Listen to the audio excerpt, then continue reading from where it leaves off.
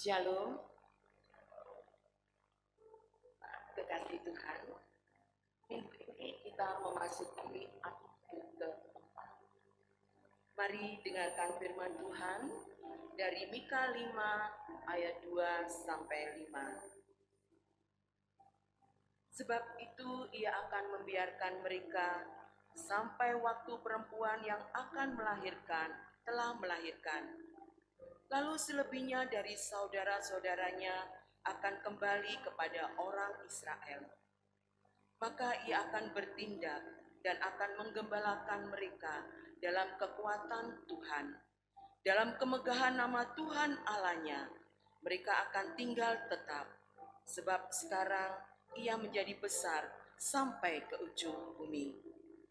Dan dia menjadi damai sejahtera apabila Asyur masuk ke negeri kita, dan apabila ia menginjak tanah kita, maka kita akan membangkitkan melawan dia 7 gembala, bahkan 8 pemimpin manusia. Mereka akan mencukur negeri Asyur dengan pedang, dan negeri Nimrod dengan pedang terhunus. Mereka akan melepaskan kita dari Asyur apabila ia ini masuk ke negeri kita dan menginjak daerah kita. Lilin Advent keempat akan dinyalakan oleh penatua. Kepada Ibu Sriwati, saya persilakan.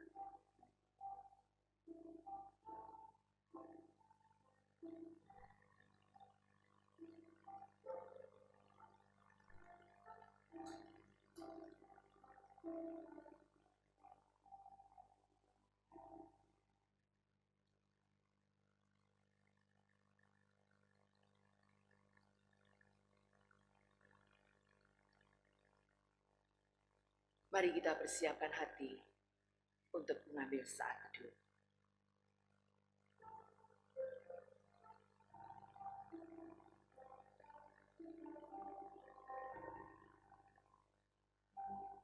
Inilah aku punya hati sebagai hamba yang mau taat dan setia padamu Bapa, kemanapun ku bawa, hati yang menyembah dalam roda kebenaran sampai selalu.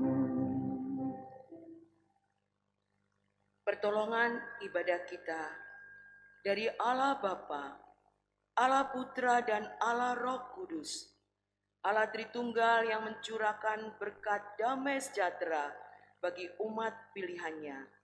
Kiranya menikmati sembah sujud kita. Amin.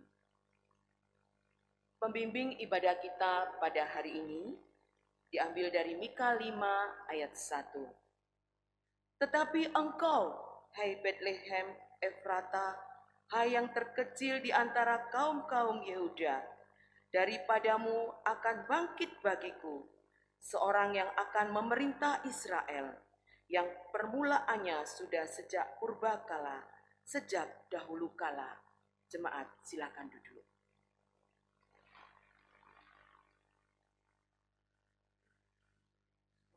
Natal adalah berita sukacita yang harus dikabarkan ke penjuru dunia. Natal adalah hadiah termulia, yaitu lahirnya Sang Penebus kita. Noel mulia.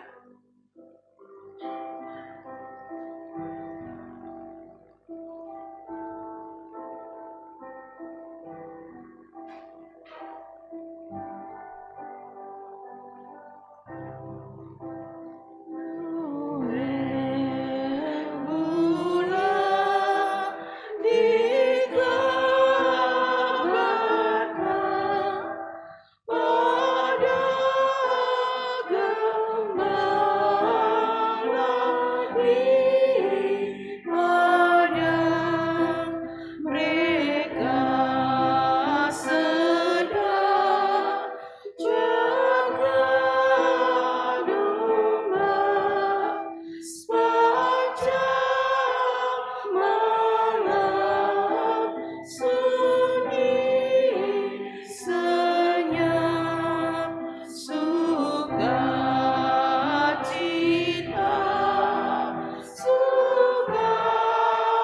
cita, Raja surga, lahirlah.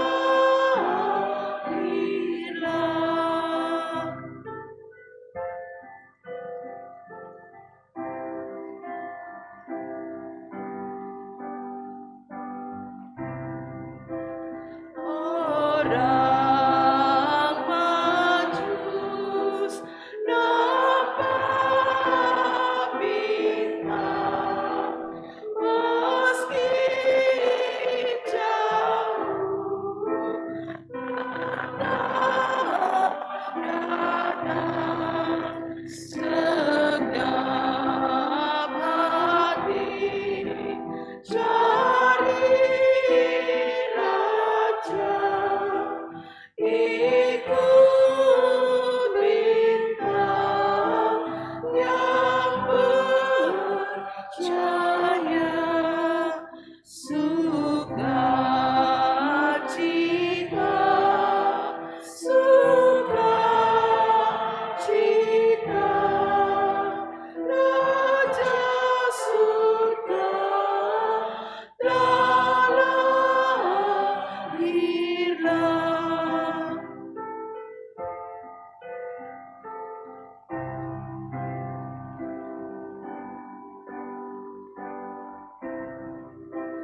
Bintang hantar lewat padang hingga tiba di Betlehem.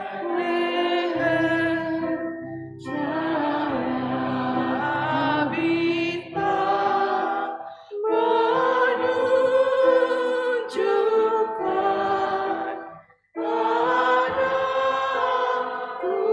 Kudus nimpa. Jemaat silakan berdiri. Sukacita, sukacita,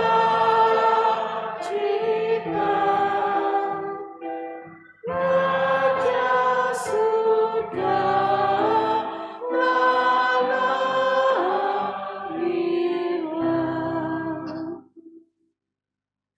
Raja surga telah lahir. Apakah hati kita sudah bersih untuk layak tempat lahirnya Sang Kristus? Ini adalah saat yang terindah. Ketika kita mengundang Tuhan ada hadir di hati kita. Mari kita bersihkan hati kita. Kita bereskan segala dosa.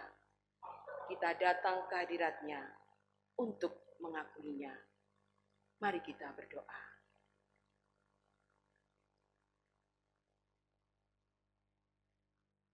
Bapa di surga, kami mengakui segala dosa dan bersyukur atas kasih setia-Mu yang tidak pernah lelah, senantiasa menyediakan pengampunan dan pemulihan. Tatkala kami datang menghadap takhta-Mu yang kudus. Berikan kami kepekaan untuk mampu mendengar suara pimpinan Roh Kudus, agar kami tidak lagi jatuh dalam dosa. Curahkan kepenuhan Roh Kudus dalam jiwa kami, agar kami hidup sesuai dengan kebenaran firman-Mu dan memuliakan nama-Mu melalui kehidupan kami sehari-hari. Dan kami kuat dalam kuasa nama Tuhan Yesus. Kami bersyukur Bapa. Haleluya. Amin. Jemaat silakan duduk.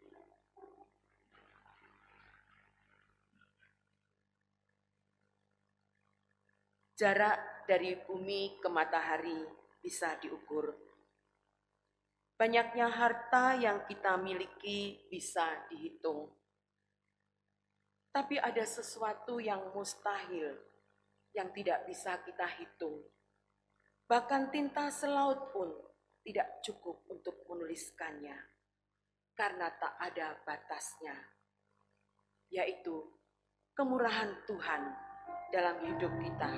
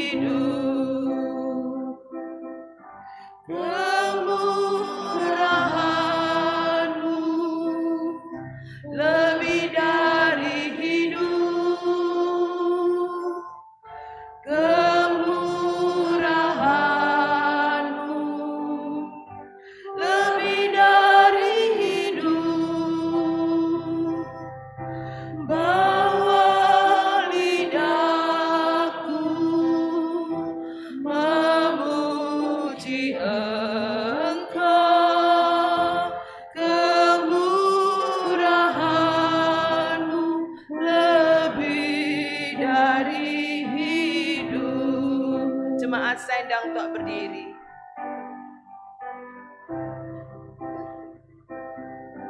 Kemurahan-Mu lebih dari hidup.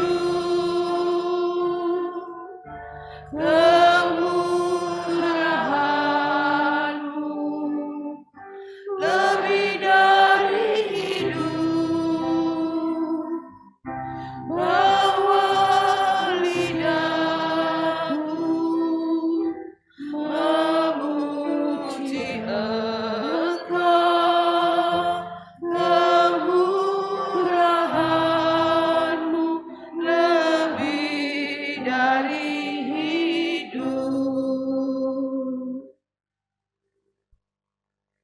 Inilah berita anugerah bagi kita yang telah tulus mengaku segala dosa di hadapan Tuhan. Yesaya 40 ayat 1 sampai 2. Hiburkanlah, hiburkanlah umatku, demikian firman Allahmu. Tenangkanlah hati Yerusalem dan serukanlah kepadanya bahwa perhambaannya sudah berakhir, bahwa kesalahannya telah diampuni, sebab ia telah menerima hukuman dari tangan Tuhan 2 kali lipat karena segala dosanya. Mari kita hidup seturut dengan petunjuk hidup baru yang diberikan bagi kita. Kita baca bersama mulai dari natsnya. 1, 2, 3. Yohanes 15 ayat 11. Semuanya itu kukatakan kepadamu, supaya sukacitaku ada di dalam dan sukacitamu jadi penuh. Kita baca juga Nats kita pada bulan Desember. 1, 2, 3. Matius 1 ayat 21. Ia akan melahirkan anak laki-laki dan engkau akan menamai dia Yesus, karena dialah yang akan menyelamatkan umatnya dari segala dosa mereka. Jemaat silakan duduk.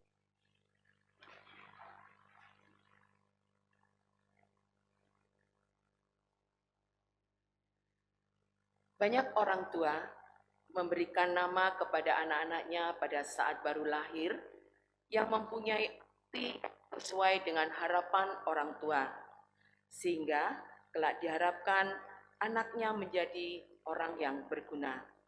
Demikian juga dengan kelahiran Yesus, yang namanya mempunyai arti pembebas dan menjadi harapan bagi kita untuk mendapatkan seorang penebus dosa kita. Itulah arti kelahiran Tuhan Yesus.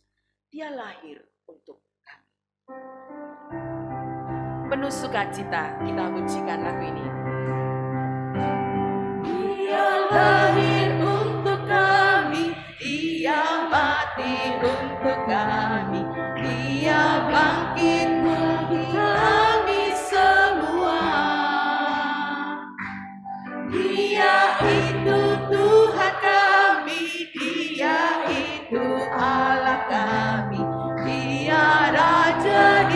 atas segala raja. Dia itu firman Allah yang turun ke bumi, yang cari sama dengan manusia. Dia Yesus sobat kami, Dia Yesus Tuhan kami, Sang penebus juru selamat dunia.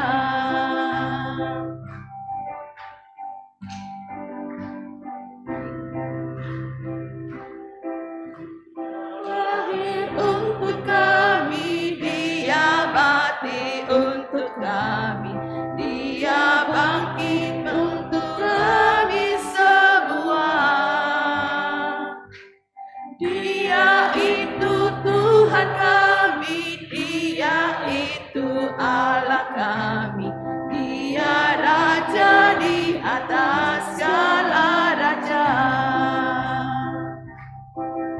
Dia itu firman Allah yang turun ke bumi, yang jadi sama dengan manusia. Dia Yesus sobat kami, Dia Yesus Tuhan kami, Sang penebus juru selamat dunia. Dia itu firman Allah. Dia itu firman Allah yang turun ke dunia, yang jadi sama dengan manusia. Dia Yesus sobat kami, Dia Yesus Tuhan kami, Sang penebus juru selamat dunia. Sang penebus juru selamat dunia. Mari kembali kita ikrarkan pengakuan ini. Jemaat silakan berdiri. Penuh rasa syukur, kembali kita mengakui pengakuan iman kita dalam pengakuan iman rasuli yang berbunyi, Aku percaya kepada Allah, Bapa yang Maha Kuasa, Khalik langit dan bumi, dan kepada Yesus Kristus anaknya yang tunggal Tuhan kita, yang dikandung dari Roh Kudus, lahir dari anak darah Maria, yang menderita sengsara di bawah pemerintahan Pontius Pilatus, disalibkan, mati dan dikuburkan, turun ke dalam kerajaan maut.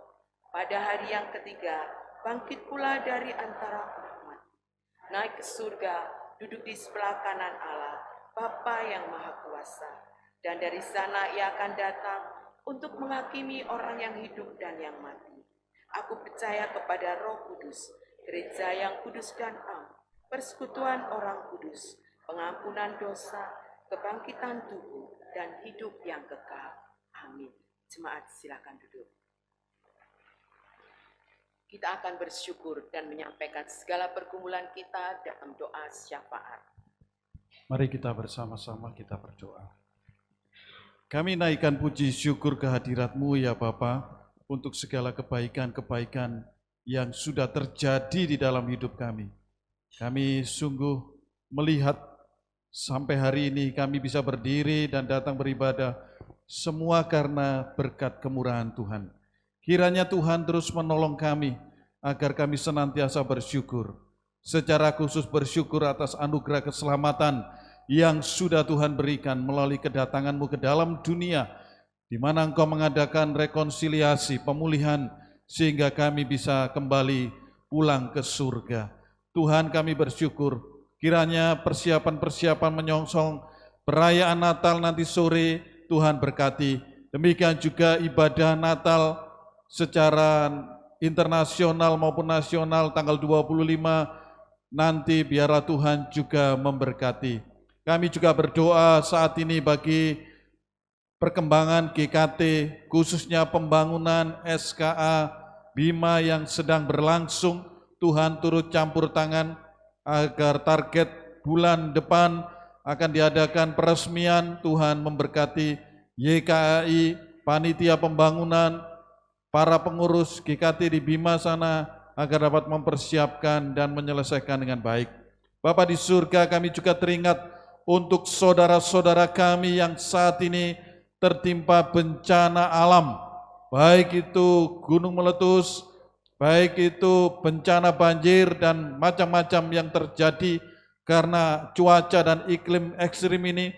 Tuhan memberkati dan Tuhan menolong mereka ya Bapa. Tuhan berkati bantuan-bantuan agar dapat disalurkan dengan baik, dan mereka yang terkena bencana alam segera dapat menerimanya dan mereka mengalami pertolongan dari Tuhan.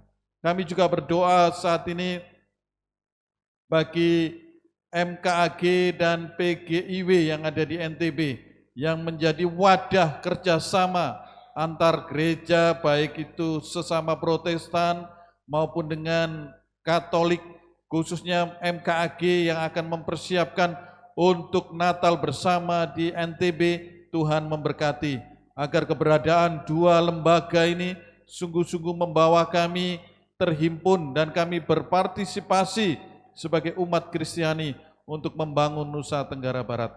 Bapa di surga, kami juga berdoa mungkin pada hari ini ketika kami datang, kami penuh beban berat, kami penuh persoalan, kiranya Tuhan menolong agar kami diingatkan ada sukacita sejati, sukacita Natal, itulah yang menjadi sumber sukacita kami. Penyakit boleh datang, kekayaan boleh datang dan pergi, apapun boleh terjadi di dalam hidup kami, tetapi sukacita Natal itulah yang senantiasa kami rasakan. Kami berdoa, memohon di dalam nama Tuhan Yesus, Juru Selamat kami yang hidup, yang sudah mengajarkan kami berdoa.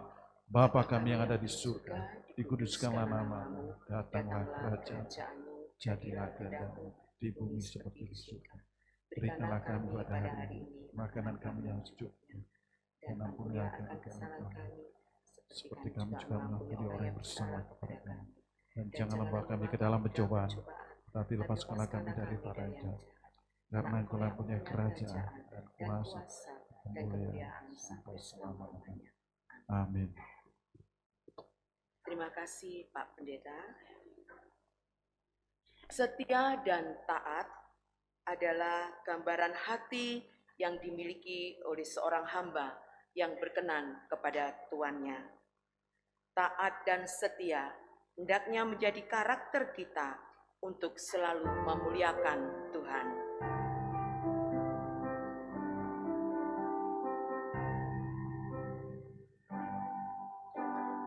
Ku tak membawa apapun juga saat ku datang ke dunia.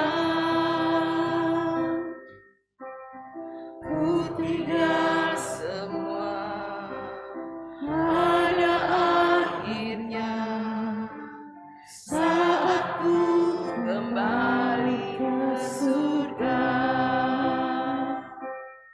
Inilah yang ku punya, hati sebagai hamba yang mau taat dan setia padamu Bapa, kemanapun ku bawa, hati yang menyembah darah dan kebenaran sampai selamanya.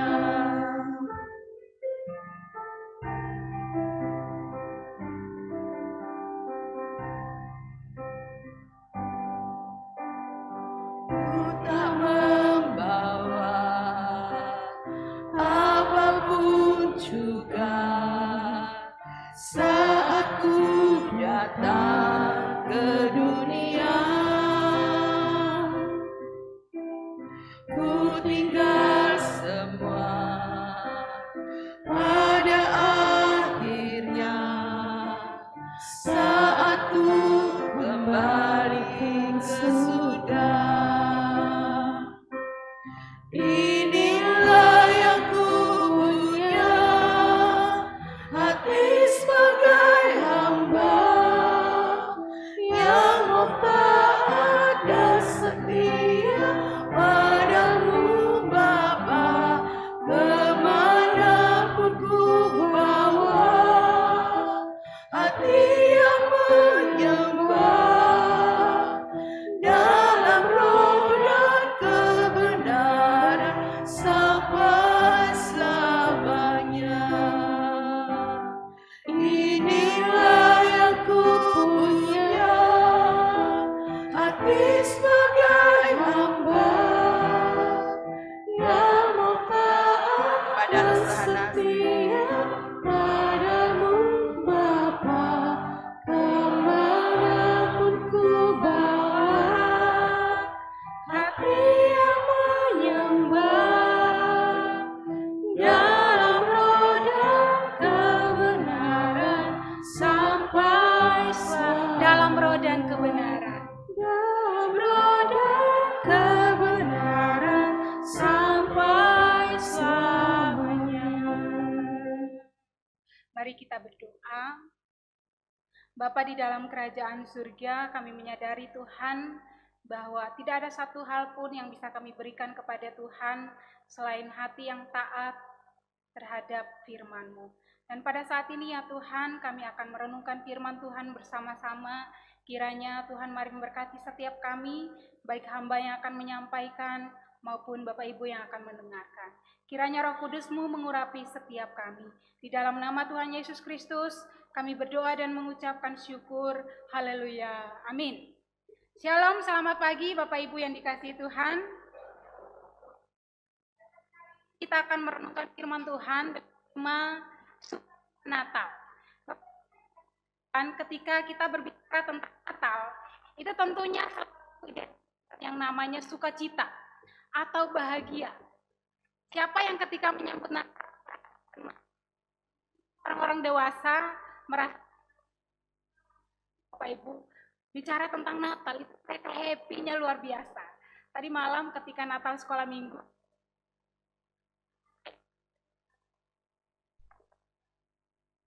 bahkan setelah ibadah Natal, banyak yang sudah pulang, beberapa itu masih main sama teman-temannya. Itu saya melihat mereka begitu bersukacita di dalam menyambut Natal ya Bapak Ibu. Kita pun mungkin sangat-sangat bersukacita ketika menyambut Natal. Beberapa contoh kita bisa lihat, beberapa dari kita mungkin sudah mulai mempersiapkan. Sudah mungkin buat beberapa macam kue, beberapa toples gitu ya. Mungkin 3-4 macam kue. Karena kita begitu bersukacita di dalam menyambut Natal. Kemudian kita juga mungkin persiapan baju Natal. Saya ingat dulu waktu kecil Bapak Ibu, satu hal yang paling buat bahagia itu adalah punya baju Natal. Bahkan ketika awal bulan Desember, itu kami sudah mulai sibuk tuh. Cari baju Natal, oh saya mau baju ini, saya mau baju itu. Jadi sudah mulai sibuk cari baju Natal itu ketika awal bulan. Bahkan saya ingat dulu waktu kecil kalau nggak punya baju Natal, itu biasanya nggak mau ke gereja ya, nggak mau pergi beribadah. Dan itu bukan hanya saya Bapak Ibu, ternyata teman-teman saya di lingkungan satu kampung kecil. Jadi kita itu saling tahu, oh kamu udah punya baju Natal, oh kamu belum. Jadi kita saling tanya seperti itu ya. Jadi ketika masih kecil, hal-hal seperti ini adalah suatu sukacita yang sangat-sangat besar bagi kami. Tapi Bapak Ibu yang dikasihi Tuhan, dengan bertambahnya usia, saya itu menyadari satu hal bahwa banyak hal itu membuat sukacita di dalam menyambut Natal itu bisa hilang. Atau sukacita itu bisa pudar. Beberapa di antaranya sudah mulai merantau ya. Bahkan anak-anak rantau yang hadir pada hari ini, itu mungkin kita menyambut Natal itu sudah tidak sesukacita dulu. Mungkin kita rasa, wah hari ini dan Natal lagi nih sama orang tua, dan Natal nih sama keluarga. Bahkan mungkin beberapa teman itu sudah beberapa tahun, itu tidak pulang Natal dengan keluarga. Saya sendiri pun Bapak Ibu, hari ini sudah mungkin 4 atau 5 tahun itu tidak Natal dengan keluarga. Dan saya tahu itu satu konsekuensi ketika saya memilih untuk menjadi seorang hamba Tuhan. Dan saya menyadari awal-awal, itu ketika saya menyambut Natal dalam situasi seperti ini, itu sukacita itu sedikit berkurang gitu ya. Wah, ternyata tahun ini dan lagi sama-sama gitu ya. Tapi itu dengan berjalannya waktu, itu tidak lagi menjadi suatu masalah. Kemudian mungkin kita sebagai orang tua, wah anak-anak tahun ini nggak pulang Natal lagi ya. Itu mungkin jadi suatu beban gitu ya. Jadi kita mungkin tidak bersukacita di dalam menyambut Natal. Kemudian kita juga mungkin mulai pikir nih, kita mudik tahun ini biayanya mahal gitu ya. Jadi selain pikir Natal, kita juga pikir mudik, akhirnya banyak hal yang muncul di pikiran kita. Itu Bapak Ibu, mungkin ada pergumulan pekerjaan, pergumulan keluarga yang membuat kita di dalam menyambut Natal itu bisa kehilangan sukacita. Bapak Ibu yang dikasihi oleh Tuhan, saya melihat saya bisa katakan ini fenomena di gereja saya dahulu. Ketika masa Natal, malam Natal, itu beberapa orang itu sangat sukacita, tapi saya lihat beberapa keluarga itu sedih, bahkan mereka nangis. Itu saya lihat setiap kali Natal. Ternyata alasan dibalik itu adalah ketika Natal itu mereka ingat keluarga mereka yang sudah meninggal. Bahkan mereka ingat anak-anak mereka yang sudah meninggalkan mereka. Sehingga ketika misalnya Natal persembahan pujian, ada yang maju nyanyi, yang mereka ingat adalah anak mereka yang mungkin seumuran dengan itu. Sehingga mereka itu bersedih sekali di dalam menyambut Natal. Jadi Bapak Ibu yang dikasihi oleh Tuhan, terkadang pergumulan seperti ini juga membuat kita itu kehilangan rasa sukacita di dalam menyambut kelahiran Tuhan Yesus Kristus. Nah Bapak Ibu yang dikasihi oleh Tuhan, kita mau lihat sekelompok orang yang kurang lebih di dalam situasi yang tidak dikatakan juga situasi baik, mereka dalam situasi yang sulit, tetapi mereka merasakan sukacita yang luar biasa ketika mereka menyambut Natal. Mari bersama-sama kita buka firman Tuhan di dalam Lukas pasal yang kedua.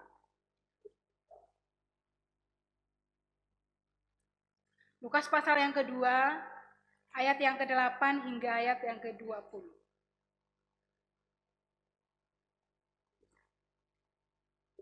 Lukas pasal yang kedua, ayat yang ke-8 hingga ayat yang ke-20.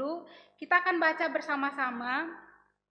Saya ayat yang ke-8, Bapak Ibu ayat 9 hingga demikian hingga ayat yang ke-20. Dengan perikop gembala-gembala, ayat 8. Di daerah itu ada gembala-gembala yang tinggal di padang menjaga kawanan ternak mereka pada waktu malam.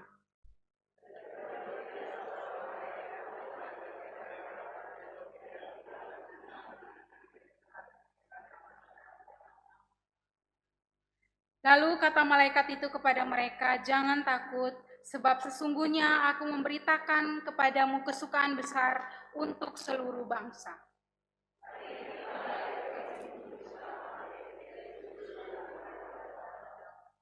Dan inilah tandanya bagimu, kamu akan menjumpai seorang bayi dibungkus dengan lampin dan terbaring di dalam palungan.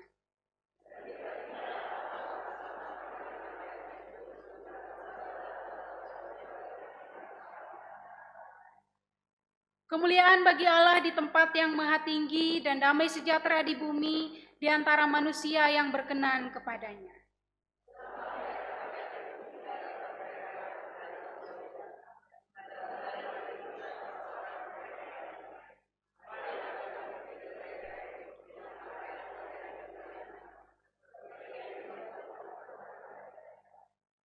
Lalu mereka cepat-cepat berangkat dan menjumpai Maria dan Yusuf dan bayi itu yang sedang berbaring di dalam palungan.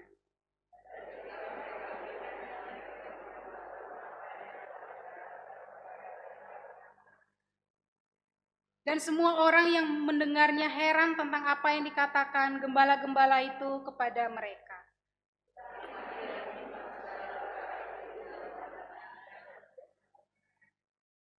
Maka kembalilah gembala-gembala itu sambil memuji dan memuliakan Allah, karena segala sesuatu yang mereka dengar dan mereka lihat, semuanya sesuai dengan apa yang telah dikatakan kepada mereka. Demikian firman Tuhan. Bapak Ibu yang dikasihi oleh Tuhan, teks ini ditulis, kita melihat beberapa teks atau topik sebelumnya, itu menceritakan tentang semua orang dari berbagai tempat berkumpul di Yudea, kembali ke kampung halaman mereka untuk apa? Untuk pencatatan sipil atau pencatatan kembali gitu ya Bapak Ibu. Jadi semua orang pada saat itu kalau mereka kembali ke kampung halaman mereka, itu tentunya mereka merasakan sukacita yang luar biasa. Wah, akhirnya kita kumpul kembali dengan keluarga, wah akhirnya kita reuni lagi dengan teman-teman. Bahkan kota Yudea pada saat itu sangat penuh dengan orang, karena semua orang kembali ke kampung halaman mereka pada saat itu. Tapi Bapak Ibu yang dikasihi oleh Tuhan, di tengah sukacita berkumpulnya para keluarga, bertemu teman-teman, ada sekelompok orang yang tidak ada di dalam keramaian itu. Mereka adalah para gembala yang saat itu terpaksa harus bekerja jauh di padang gurun di malam hari. Dengan tujuan apa? Tujuan untuk melanjutkan kehidupan mereka. Bapak Ibu yang dikasihi oleh Tuhan, kita melihat sedikit latar belakang tentang para gembala. Ya, para gembala ini adalah orang-orang yang di dalam kalangan masyarakat ya. Secara sosial, mereka itu bukan orang-orang yang terpandang. Jadi di kalangan masyarakat, mereka itu bawah. Orang-orang ini nggak ada apa-apanya di kalangan masyarakat, orang-orang Yahudi, orang-orang Israel pada masa itu. Jadi Bapak Ibu yang dikasihi oleh Tuhan, di dalam salah satu buku yang menceritakan tentang para gembala, itu mengatakan bahwa para gembala ini ketika mereka punya masalah dan ketika harus diselesaikan di pengadilan, suara mereka itu tidak didengar oleh orang yang hadir pada saat itu atau oleh hakim. Jadi mereka itu tidak punya hak untuk membela diri mereka. Jadi secara sosial itu situasi mereka itu sangat menyedihkan. Selain itu Bapak Ibu, di dalam buku itu juga mengatakan bahwa kalaupun orang-orang atau para gembala ini jatuh, masyarakat itu tidak punya keharusan untuk menolong mereka. Jadi kalaupun mereka jatuh, kamu tidak tolong pun kamu gak salah. Karena mereka memandang orang-orang kelompok para gembala ini begitu rendahnya di mata masyarakat. Selain itu, secara ekonomi pun, mereka itu bukan orang-orang kaya. Jadi para gembala ini adalah gembala upahan Bapak Ibu. Gembala upahan ini adalah orang-orang yang bekerja untuk orang lain. Jadi binatang gembalakan itu bukan punya mereka Bapak Ibu. Itu penggembalakan ternak milik orang lain dan mereka itu dibayar. Jadi secara ekonomi pun mereka itu sangat-sangat kekurangan ya Bapak Ibu. Dan secara agama pun sama Bapak Ibu. Mereka itu dipandang sebagai orang-orang berdosa. Bahkan kedudukan mereka itu disejajarkan dengan para cukai, pelacur, dan juga orang-orang Samaria. Pada saat itu, para pemuka agama, orang-orang yang paham tentang agama, ahli Taurat dan juga orang-orang Farisi, itu mengelompokkan beberapa kelompok masyarakat itu dan juga dicap sebagai orang-orang berdosa. Yaitu ada 3 kelompok orang ya. Yang pertama pemungut cukai. Bagi para pemuka agama, pemungut cukai itu adalah orang berdosa. Jadi kalaupun si pemungut cukai ini bekerja dengan jujur sekalipun, dia memungut sesuai dengan yang seharusnya, tetap capnya adalah orang berdosa. Itu adalah label yang diberikan oleh para pemuka agama kepada para pemungut cukai. Jadi kalaupun pemungut cukai ini bekerja dengan benar sekalipun Bapak Ibu, mereka tetap dicap sebagai orang berdosa. Selain itu ada juga orang-orang Samaria. Terlepas dari berbagai latar belakang bangsa mereka dahulu. Sampai zaman Tuhan Yesus hadir pada saat itu pun, orang-orang Samaria tetap dianggap sebagai orang-orang berdosa oleh para pemuka agama. Makanya kita lihat Bapak Ibu di dalam teks Injil, Tuhan itu beberapa kali mengatakan atau menggunakan ilustrasi atau menunjukkan gambaran tentang orang Samaria yang baik hati. Dan juga perempuan Samaria yang tolong Tuhan. Itu tujuannya untuk apa? Untuk mengubah pandangan para pemuka agama yang dengan gampangnya mencap orang berdosa, dengan gampangnya memberi label kepada orang-orang berdosa pada saat itu. Selain itu, mereka juga memberikan label kepada para gembala. Bagi mereka, para gembala itu adalah orang-orang berdosa. Mereka punya beberapa alasan. Di antaranya, mereka itu mengatakan, para gembala itu biasanya ketika pergi bekerja di padang gurun, mereka itu bukan bekerja sehari, sore, terus pulang. Enggak ya Bapak Ibu. Mereka itu bisa bekerja bahkan sampai berminggu-minggu di padang gurun. Karena mereka harus berpindah dari satu padang gurun ke padang gurun yang lain untuk memberi makan ternak yang dimiliki tuan atau bos mereka. Jadi mereka itu bisa berhari-hari menghabiskan waktu mereka di padang gurun. Dan jika seperti itu, mereka kemungkinan besar itu tidak pergi beribadah ketika hari Sabat. Atau mereka tidak pergi ke pengajaran-pengajaran yang dilakukan di bait-bait Allah. Sehingga bagi orang-orang Farisi, wah orang ini tidak pernah ibadah nih, orang ini tidak pernah pergi gereja. Dia ini orang berdosa, dicap sebagai orang berdosa. Jadi kalaupun para gembala ini di dalam pekerjaan mereka melakukan dengan sangat baik sekalipun, sebab mereka adalah orang berdosa. Itu label yang diberikan oleh orang-orang Farisi. Selain itu Bapak Ibu, mereka juga setiap hari ketika dalam pekerjaan mereka, sudah tentu mereka bertarung dengan hewan-hewan buas yang akan menyergap kawanan yang mereka jaga. Dan hewan-hewan yang mereka serang atau hewan-hewan yang mereka lawan saat itu, kemungkinan besar mereka juga akan bertemu dengan hewan-hewan yang bagi orang-orang Farisi, bagi para pemuka agama adalah hewan-hewan yang haram, yang kita itu tidak boleh bersentuhan dengan hewan-hewan itu. Dan setelah mereka bersentuhan, mereka juga tidak bisa kembali untuk menyucikan diri, seperti yang dilakukan oleh banyak orang pada masa itu. Sehingga bagi para pemuka agama, bagi orang-orang Farisi, bagi para ahli Taurat, orang-orang ini adalah kelompok orang-orang berdosa. Jadi secara sosial Bapak Ibu, secara ekonomi, secara agama, mereka itu dipandang sangat-sangat rendah ya. Secara sosial tidak dianggap di masyarakat, ekonomi mereka tidak ada apa-apanya, agama dipandang begitu buruk. Bayangkan Bapak Ibu ya, di dalam kehidupan keluarga mereka sangat kekurangan, mereka ketika ke masyarakat, mereka tidak diterima dengan baik, ketika mereka berhadapan dengan para pemuka agama, mereka ditolak, dipandang sebagai orang yang paling-paling berdosa. Tapi Bapak Ibu yang dikasihi oleh Tuhan, di tengah penolakan yang mereka alami dari berbagai sisi, dari masyarakat, dari pemuka agama yang seharusnya bisa merangkul menerima mereka, di tengah situasi penolakan yang luar biasa itu Bapak Ibu, justru Tuhan hadir dan menerima mereka. Bapak Ibu yang dikasihi oleh Tuhan, ketika kita melihat teks ini dikatakan, dalam keheningan malam ketika mereka bekerja, ketika di kota semua orang berkumpul dengan keluarga mereka, tapi mereka berkumpul sendiri untuk bekerja pada saat itu. Di tengah situasi seperti itu justru Tuhan hadir dan Tuhan memberikan sebuah berita yang sangat sukacita bagi mereka. Dan satu hal yang menarik Bapak Ibu, berita ini bukan diberitahukan kepada para pemuka agama yang seharusnya paling tahu tentang kisah ini. Para pemuka agama yang seharusnya paling tahu tentang catatan sejarah, paling tahu tentang nubuatan kelahiran Tuhan Yesus, tapi justru berita ini pertama kali itu disampaikan kepada orang-orang yang bagi masyarakat, bagi para pemuka agama itu tidak ada apa-apanya. Jadi Bapak Ibu yang dikasihi oleh Tuhan, Tuhan pertama kali hadir untuk menyapa kalangan atau menyapa orang-orang seperti ini. Di ayat yang ke-9 Bapak Ibu kita perhatikan bersama-sama, dikatakan bahwa di tengah malam yang gelap pada saat itu, Tuhan hadir melalui para malaikat untuk menyapa mereka. Tuhan berikan sebuah berita sukacita yang sangat besar. Tuhan katakan jangan takut. Di tengah situasi seperti ini Bapak Ibu, ketika mendengar penguatan seperti jangan takut, itu suatu hal yang tentunya sangat menguatkan hati para gembala pada saat itu. Dan Tuhan bukan hanya sekedar katakan jangan takut, Tuhan sambut dengan kalimat berita yang sangat sukacita, yaitu Tuhan katakan hari ini Yesus Kristus yang telah kalian nantikan bertahun-tahun itu sudah lahir. Bayangkan ya Bapak Ibu, pada masa itu semua orang itu menanti-nantikan kelahiran Mesias, kelahiran Sang Juru Selamat. Makanya Bapak Ibu ketika baca kisah tentang Hana dan juga Simeon, itu Simeon katakan, wah saya sudah lihat Sang Juru Selamat lahir, sekarang saya bisa mati dengan keadaan tenang.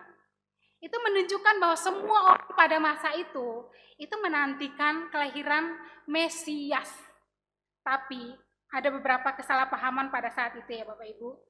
Beberapa kalangan orang, bahkan termasuk para pemuka agama, itu menantikan Mesias yang adalah seorang prajurit yang lahir dalam keadaan yang sangat-sangat megah, terlahir di tempat yang sangat-sangat baik, dengan tujuan dia akan menjadi seorang prajurit yang bisa membebaskan mereka dari penindasan bangsa Romawi pada saat itu.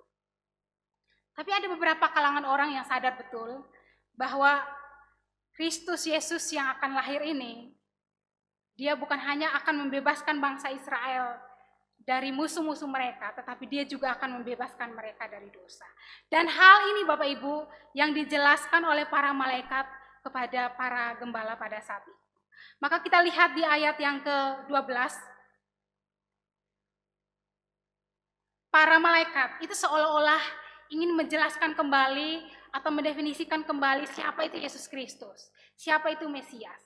Kemungkinan besar Bapak Ibu, para gembala pun saat itu punya pemikiran yang sama, pemahaman yang sama bahwa Mesias ini adalah orang yang akan lahir di tempat yang paling mewah, tempat yang paling agung. Dia akan menjadi orang yang paling hebat, prajurit yang paling hebat untuk melawan musuh mereka pada saat itu, yaitu bangsa Romawi. Sehingga malaikat itu seolah-olah menekankan bahwa bukan seperti itu. Dijelaskan kembali di ayat yang ke-13, 12 dan 13 bahwa Yesus Kristus itu kalian akan temukan di tempat yang paling hina, yaitu di dalam palungan dan juga terbungkus dengan lampin. Mungkin para gembala itu tidak berpikir bahwa ternyata Yesus itu akan lahir di tengah situasi yang seperti itu. Karena selama ini memang yang banyak orang paham itu adalah Mesias akan lahir di tengah situasi yang sangat-sangat megah. Dia akan jadi orang yang paling kuat untuk melawan musuh-musuh Israel. Sehingga malaikat itu seolah-olah mau tekankan kembali bahwa Mesias yang akan lahir itu, dia akan lahir di kandang yang paling hina, di dalam palungan terbungkus dengan lampin. Untuk apa? Untuk menebus kehidupan kita yang penuh dengan dosa. Nah Bapak Ibu yang dikasihi oleh Tuhan, ayat 13-14 kemudian ditekankan kembali bahwa meskipun dia lahir di dalam kandang yang hina, ditekankan kembali bahwa dia adalah Allah yang paling mulia. Kita lihat di ayat yang ke-14, kemuliaan bagi Allah di tempat yang maha tinggi. Jadi seolah-olah itu menjelaskan perbagian gitu ya. Dia adalah Mesias yang akan lahir di kandang domba yang paling hina, tapi dia juga adalah Allah yang paling mulia. Jadi menekankan status Yesus Kristus yang akan kalian temui nanti, itu adalah seorang Allah yang menjadi manusia, lahir di kandang domba yang paling hina, tetapi dia juga adalah Allah yang paling mulia. Nah Bapak Ibu yang dikasihi oleh Tuhan, kita ketika melihat teks ini setelahnya pun menjelaskan bahwa para malaikat setelah itu mereka memuji Tuhan bersama-sama, mereka menunjukkan kebesaran Tuhan, dan setelah itu mereka kembali, dikatakan mereka kembali ke surga. Nah Bapak Ibu yang dikasihi oleh Tuhan, kisah ini kurang lebih mengajarkan kita satu hal seperti ini. Mengajarkan kepada kita bahwa Natal itu adalah tentang keberpihakan Allah kepada manusia yang lemah dan berdosa. Sekali lagi, Natal adalah tentang keberpihakan Yesus, Allah, kepada manusia yang lemah dan juga berdosa. Teks ini menunjukkan bahwa Yesus itu bukan hadir pertama kali menyapa para pemuka agama, orang-orang yang paling tahu tentang agama, tapi tidak pernah melakukan kebenaran firman Tuhan. Justru Yesus hadir di tengah orang-orang yang bagi banyak orang itu tidak ada apa-apanya. Orang yang bagi banyak orang itu lemah, orang yang bagi banyak orang itu hina. Justru di tengah situasi itulah, orang-orang seperti inilah Yesus itu hadir dan memberikan kabar sukacita. Dan Bapak Ibu yang dikasihi oleh Tuhan, inilah tujuan Tuhan itu datang ke dalam dunia. Kita lihat banyak kisah di dalam kitab Injil, itu mengisahkan bahwa Tuhan itu datang ke dalam dunia dan menerima orang-orang yang terpinggirkan. Kita lihat Tuhan itu terima kisah tentang Sakeus ya. Tuhan terima Sakeus, orang yang ditolak oleh banyak orang pada saat itu, karena dia pemungut cukai. Orang yang dianggap orang berdosa, orang yang dianggap paling bersalah, justru Tuhan hadir dan Tuhan menerima dia. Di kisah lain juga mengatakan Tuhan itu menerima perempuan yang berzinah. Perempuan yang bagi banyak orang dia itu layak dibunuh, dilempar batu mati gitu ya. Tapi Tuhan terima. Kemudian Tuhan juga terima orang Samaria yang bagi para pemuka agama, bagi orang-orang Israel, dia adalah orang yang paling berdosa. Tapi kelompok itu Tuhan terima. Bahkan Tuhan pakai mereka sebagai contoh orang yang baik hati. Kelompok yang selama ini ditolak justru Tuhan pakai untuk tunjukkan tentang kebaikan hati. Kemudian di kisah lain juga mengisahkan tentang Tuhan duduk makan bersama-sama dengan orang berdosa. Tuhan juga menerima orang berdosa untuk mengurapi kakinya. Bapak Ibu, kisah-kisah ini itu kurang lebih menjelaskan kepada kita bahwa inilah tujuan Tuhan itu hadir ke dalam dunia. Bukan untuk orang yang paling terpandang, bukan untuk orang yang paling mungkin berada gitu ya. Bukan hanya untuk orang-orang seperti itu, tapi untuk orang-orang kalangan paling bawah, itu pun Tuhan hadir untuk kita. Bapak Ibu yang dikasihi oleh Tuhan, ini sebuah berita sukacita yang sekiranya menguatkan hati kita saat ini ketika menyambut Natal, Bapak Ibu. Mungkin kita bergumul seperti para gembala juga ya. Secara ekonomi kita biasa-biasa. Atau secara sosial kita tidak diterima begitu baik, entah itu di keluarga, di kalangan masyarakat, lingkungan kerja, atau dimanapun. Atau secara agama kita itu dipandang orang paling berdosa. Kita pernah mungkin jatuh dalam dosa, kemudian dipandang, wah kamu paling berdosa, tidak layak lagi datang sama Tuhan. Mungkin dipandang seperti ini Bapak Ibu. Tapi firman Tuhan hari ini mengatakan bahwa Tuhan mau menerima kita, Tuhan mau menyambut kita, Tuhan mau memberikan berita sukacita bahwa Tuhan itu hadir untuk kita Bapak Ibu. Jadi kita yang saat ini menyambut Natal Bapak Ibu, mungkin kita jauh dari anak-anak, kita jauh dari keluarga, anak-anak rantau, mungkin saat ini jauh dari orang tua, jauh dari saudara. Kita yang mungkin saat ini juga bergumul dengan keluarga dan juga pergumulan lainnya. Maka berita sukacita ini sekiranya menguatkan kita bahwa Tuhan hadir untuk menguatkan kita. Jadi oma opa yang dikasihi oleh Tuhan, Bapak Ibu yang dikasihi oleh Tuhan, kita yang saat ini mungkin merayakan Natal sendiri, anak-anak jauh. Ingat, Tuhan hadir dan Tuhan menemani kehidupan kita. Anak-anak rantau yang saat ini jauh dari orang tua, ingat Tuhan hadir dan Tuhan menemani kita di masa-masa seperti ini. Ada sebuah lagu, saya mungkin sudah pernah menceritakan tentang lagu ini. Lagu ini berasal dari Ambon, lagu Natal yang mengisahkan tentang seorang ibu dan anaknya. Mereka ini, si ibu ini sudah janda, suaminya sudah meninggal, sehingga cuma hidup bersama dengan anaknya yang masih sangat kecil. Ketika hari Natal, anak ini pergi main sama teman-temannya, dia mungkin lihat teman-temannya punya pohon Natal di rumah, punya baju yang bagus, punya persiapan Natal yang sangat-sangat baik lah. Dia kemudian pulang, dia tanya sama mamanya, malam dia tanya sama mamanya begini, Ma, sebentar lagi kita Natal ya? Kemudian mamanya bilang, iya bentar lagi kita Natal. Kemudian dia tanya lagi sama mamanya, benar gak sih Mama, Natal itu berarti Tuhan itu hadir untuk menemani kita. Jadi dalam kata-kata di lagu itu, benarkah Mama, Tuhan itu hadir untuk temani kita. Kemudian lagu itu menjelaskan di kalimat terakhir dia katakan, Mama itu kemudian dengan hancur hati dia katakan, dengan sedih ya dia katakan, benar Nak, Tuhan hadir untuk menemani kehidupan kita. Jadi walau ini sebuah lagu yang kurang lebih itu juga menguatkan saya bahwa mereka walaupun dalam keadaan seperti itu, tidak punya apa-apa, mereka hidup serba kekurangan, tapi mereka sadar bahwa Tuhan itu hadir dan temani kehidupan mereka. Walaupun mereka tidak punya apa-apa, anak ini tidak punya apa-apa, ibu ini juga tidak punya lagi suami, tapi mereka sadar bahwa Natal itu mengingatkan mereka Tuhan hadir dan menemani kehidupan mereka. Dan inilah yang menguatkan hati mereka. Bapak Ibu yang dikasihi oleh Tuhan, ini penguatan terbesar bagi kita, bahwa Tuhan hadir dan menemani kehidupan kita. Dan inilah yang membuat kita bersukacita di dalam menyambut Natal. Tuhan bukan hanya hadir menemani kehidupan kita, tetapi Dia juga menjadi juru selamat bagi kita. Kalau kita perhatikan teks ini, boleh ditampilkan slide selanjutnya? Ya.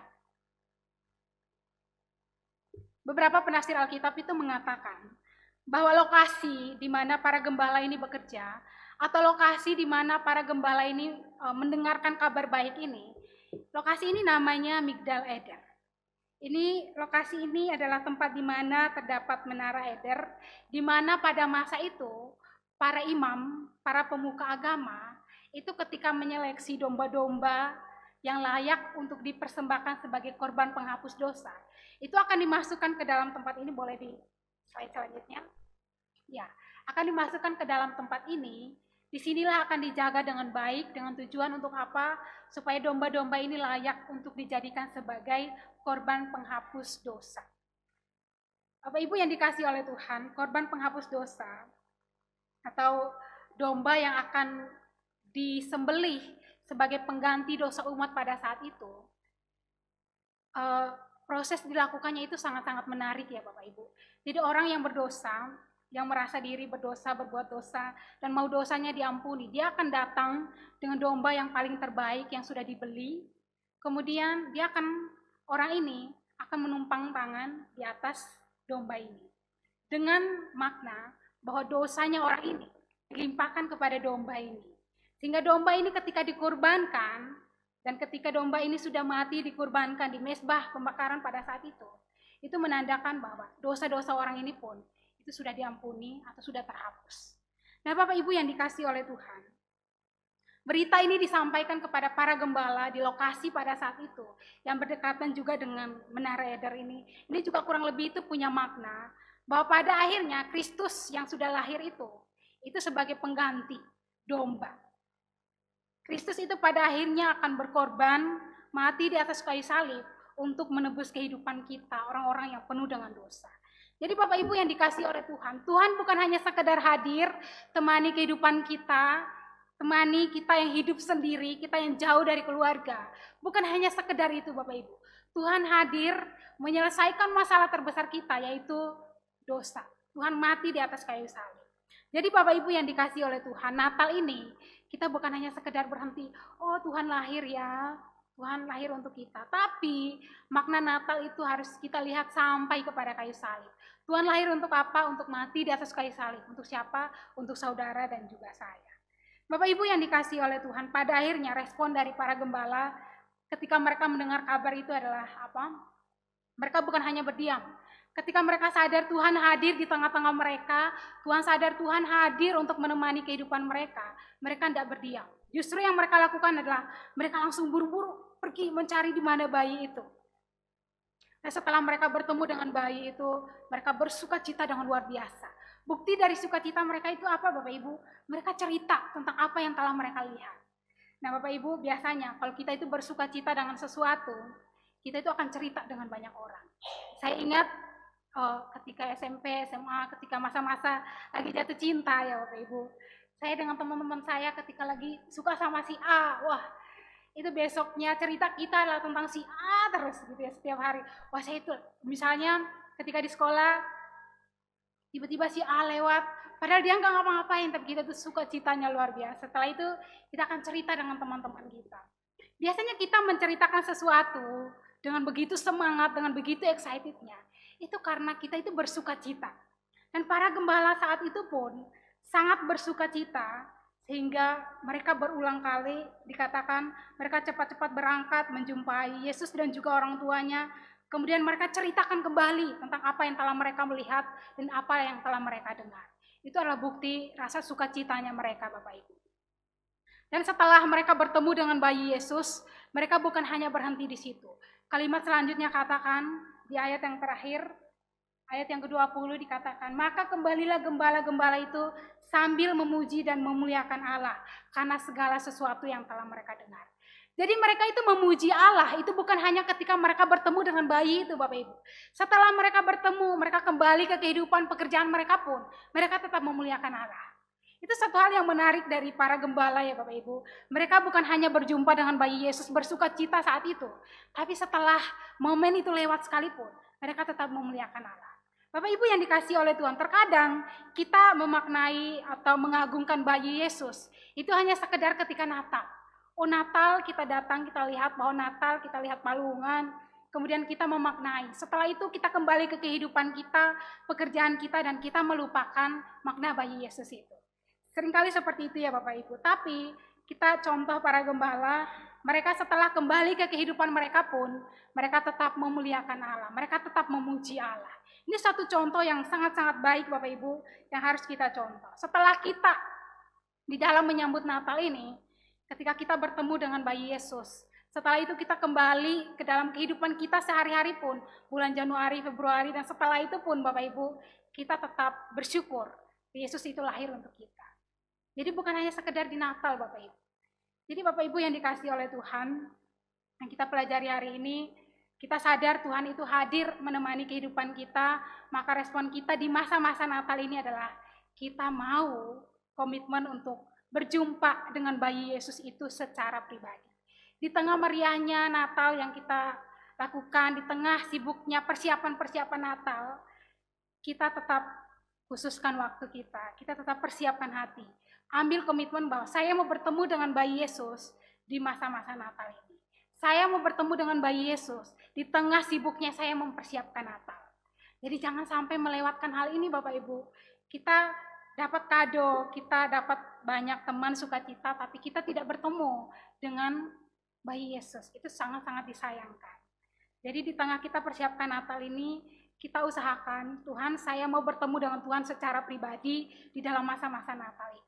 Setelah itu kita juga ambil komitmen, setelah saya bertemu dengan Tuhan, saya kembali ke kehidupan saya, kembali ke pekerjaan, ke keluarga, ke lingkungan pertemanan, saya tetap mau memuliakan Tuhan. Itu komitmen yang kita ambil di dalam masa-masa Natal ini. Kiranya Bapak Ibu kesadaran bahwa Tuhan hadir menemani kehidupan kita, ini menjadi sukacita kita di dalam menyambut Natal. Mari kita berdoa. Bapa di dalam kerajaan surga, kembali kami bersyukur ya Tuhan, karena Natal ini mengingatkan kami bahwa Tuhan hadir untuk menemani kehidupan kami. Kami yang saat ini mungkin jauh dari keluarga, jauh dari anak-anak, jauh dari pasangan, tapi kami bersyukur ya Tuhan, karena Tuhan hadir dan menemani kehidupan kami. Dan ini kiranya menjadi sukacita besar bagi kami, dan kami bersyukur untuk hal ini ya Tuhan. Dan Tuhan juga ajarkan kami ya Tuhan, sebagai bukti rasa syukur kami bahwa Tuhan hadir menemani kehidupan kami. Kami mau ambil komitmen ya Tuhan di masa Natal ini. Kami mau bertemu dengan Tuhan secara pribadi. Di tengah kesibukan kami mempersiapkan Natal, kiranya kami juga ambil waktu, kami juga ambil komitmen untuk bertemu dengan Tuhan secara pribadi. Kami juga mengambil komitmen ya Tuhan untuk memaknai kelahiran Tuhan ini bukan hanya sekedar saat Natal, tetapi setelah kami kembali ke kehidupan kami masing-masing, bahkan ketika berganti tahun pun, kami tetap hidup di dalam ucapan syukur, memuliakan Tuhan yang telah lahir untuk menemani dan juga menyelamatkan kehidupan kami dari dosa. Di dalam nama Tuhan Yesus Kristus, kami berdoa dan mengucapkan syukur. Haleluya. Amin. Terima kasih Evangelis Hana untuk perenungan kebenaran firman Tuhan yang sudah kita dengarkan bersama. Jemaat yang mengasihi Tuhan, mari kita persiapkan persembahan kita.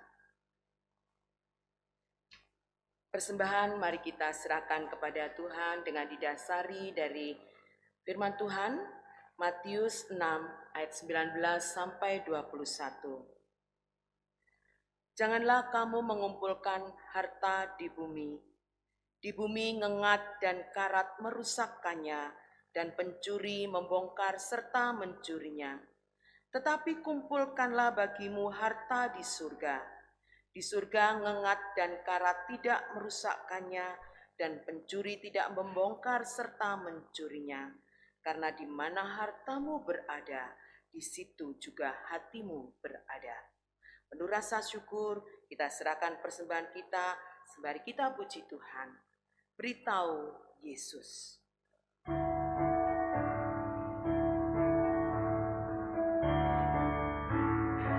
Di hatimu jika penuh khawatir, beritahu Yesus, beritahu Yesus.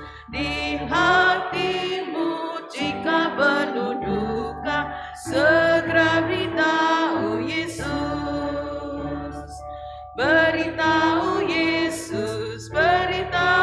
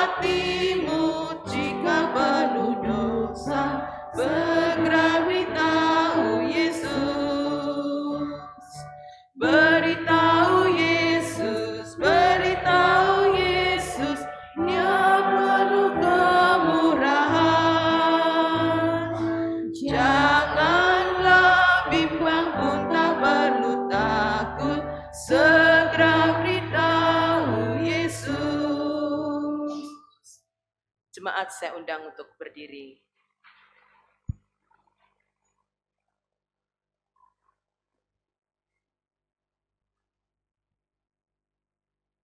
Kita akan bersyukur menyerahkan persembahan kita di dalam doa kepada Bapak Penatua Eliakim. Saya persilakan untuk memimpin kita di dalam doa. Bapa dalam kerjaan surga, kami semua bersyukur untuk anugerah Tuhan. Di pagi hari ini kami diberkati melalui kebenaran firman Tuhan. Bahkan saat ini kami telah memberikan persembahan. Kiranya Tuhan memberkati, berikan hikmat kepada hamba-Mu yang mengelola, agar persembahan ini mendukung pelayanan di tempat ini. Berikan hikmat Tuhan kepada setiap kami agar hidup kami semua berkenan dan menjadi persembahan yang hidup yang berkenan kepada Tuhan. Dalam nama Yesus kami berdoa. Jemaat yang mengasihi Tuhan, mari kita kembalikan segala hormat dan kemuliaan hanya kepada Tuhan. Kita akan mengakhiri ibadah kita dengan doksologi. Silakan berdiri.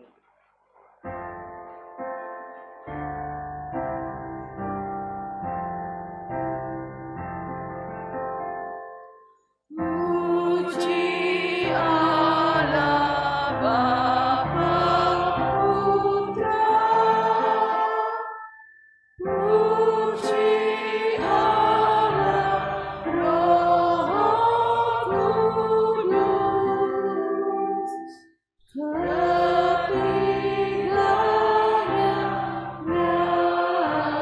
Esa. Oh, selamat sumber berkah. Amin.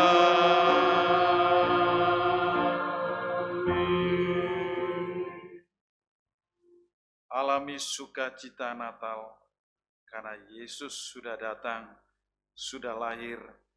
Apakah Tuhan Yesus sudah lahir di dalam hatimu? Pulanglah dan terimalah berkat Tuhan. Kiranya kasih yang abadi yang kekal dari Allah Bapa di surga yang mulia, kiranya sukacita yang abadi yang datangnya dari Tuhan Yesus yang sudah memberikan anugerah keselamatan, kiranya kekuatan penghiburan dari Allah Roh Kudus menyertai hidupmu sekalian mulai saat ini sampai Maranatha, Tuhan Yesus datang yang kedua kalinya. Amin.